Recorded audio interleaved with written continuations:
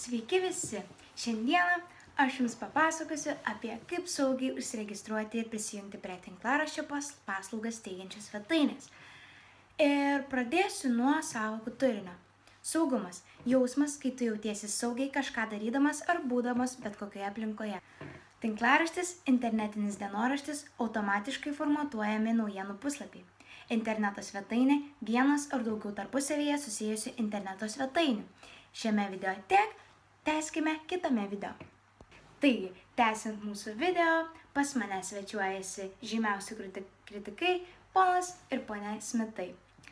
Saugus užsiregistravimas. Apgalvotai sukurtas vardas, pavardė ar neslapyvardis. Niekados nebūtina rašyti savo tikrųjų duomenų. Tai nepatartina. Apgalvotai sukurtas slaptažodis. Pačiam gerai žinomas, nepopuliarus, susidedantis iš raidžių ir skaičių. Blogai, kuriant slaptažodžius yra naudoti savo asmeninę informaciją.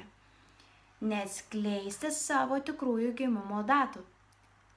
Neaprašyti viso savo gyvenimo nuo pat gimimo iki pat dabar. Mes padarėme išvadą, kad geriau jau klastok, negu atskleisk visą savo gyvenimą ar savo gyvenimo paslaptis, net slapčiausius asmeniškumus. Prieiname prie saugaus prisijungimo.